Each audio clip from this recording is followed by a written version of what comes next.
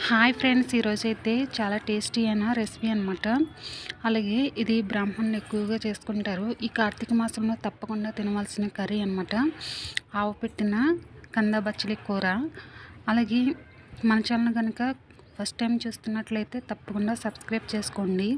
అలాగే ఒక చిన్న లైక్ చేయండి ఫ్రెండ్స్. మీరు ఇచ్చే లైక్ నాకు ఎంతగానో సపోర్ట్ అవుతుంది. ఇక మనమైతే కర్రీ ఎలా చేసుకోవాలో చూసేద్దాం. ముందుగా అయితే నేను ఇక్కడ కంద ముక్కల్ని వాష్ చేసుకుని శుభ్రంగా ఇలా చిన్న చిన్న ముక్కల కింద కట్ చేసుకుని పెట్టుకున్నాను.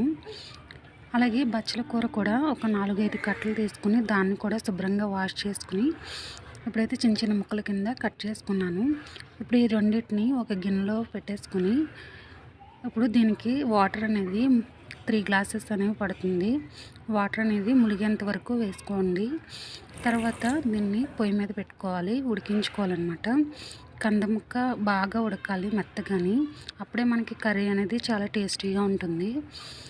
ఇలా బాగా ఉడికించుకోవాలి. కొద్దిగా పసుపు యాడ్ చేసుకుని ఉడికించుకోండి. ఇది మనకి ఉడకడానికి ఇక్కడైతే చింతపండు తీసుకుని నానబెట్టుకుంటున్నాను. ఒక చిన్న నిమ్మకాయ ఎంత సైజు తీసుకుంటే సరిపోతుంది. నీళ్ళనేవి ఎక్కువ వేయకుండా ఒక 3 స్పూన్స్ వాటర్ వేసి బాగా చిక్కగా అనేది పిండుకోవాలి. ఒక 3 స్పూన్స్ వరకు చింతపండు రసం వస్తే సరిపోతుంది.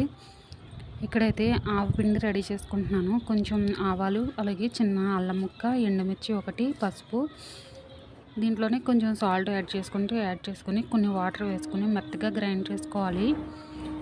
బాగా పేస్ట్ అనేది మెత్తగా అవ్వాలండి. ఇక్కడ మిక్సీ కొంచెం ప్రాబ్లం వల్ల చిన్న జార్లో అయితే బాగా మిక్సీ అవుతుంది.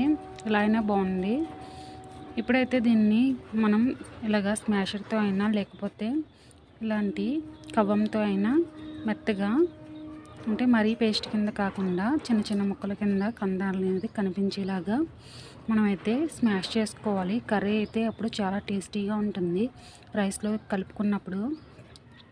ఇప్పుడైతే ఇలా మెదుపుకుని పక్కన పెట్టుకోవాలి. ఇలా మెదుపుకున్న తర్వాత దీంట్లోని సాల్ట్ అనేది యాడ్ చేసేసుకుని కలుపుకుని పక్కన పెట్టుకోండి. ఇప్పుడైతే నేను తాలింపు అనేది వేసుకుంటున్నాను. ఆయిల్, అలాగే శనగపప్పు, మినప్పప్పు, అలాగే వేరుశనగుళ్ళు, కరివేపాకు, ఎండుమిర్చి, కొంచెం ఇంగువ యాడ్ చేసుకోండి. దీనివల్ల టేస్ట్ అనేది చాలా బాగుంటుంది. ఒకసారి బాగా ఫ్రై అయిన తర్వాత ఇప్పుడు అనేది స్టవ్ అనేది ఆఫ్ చేసేసుకోవాలి. ఇప్పుడు మనం పక్కన పెట్టుకున్నాం కదా కంద బచ్చలిని మెత్తగా చేసుకుని, ఇప్పుడు దాంట్లోని ఈ తాలింపు అనేది యాడ్ చేసుకోవాలి.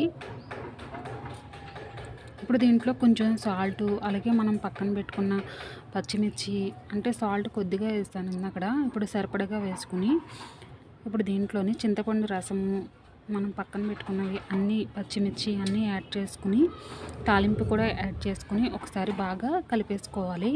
అంతే అండి, చాలా ఈజీగా ఉంటుంది ఈ ప్రాసెస్ అనేది. కందని అలాగే బచ్చలి కూరని ఉడకపెట్టుకోవడమే కొంచెం ప్రాసెస్ కింద ఉంటుంది. మీరు కూడా ఈ కార్తీక మాసానికి తప్పకుండా ఇంట్లో ట్రై చేయండి. చాలా టేస్టీగా ఉంటుంది, అలాగే చాలా హెల్దీ కూడా. ఓకే ఫ్రెండ్స్, మీకు ఈ వీడియో నచ్చినట్లయితే ఒక లైక్ చేయండి. అలాగే మీరు ఇచ్చే ఒక లైక్ నాకు ఎంతగానో సపోర్ట్ అవుతుంది. అలాగే కామెంట్ చేయండి. మీరు కూడా ట్రై చేసి ఎలా వచ్చిందో కూడా కామెంట్ చేయండి.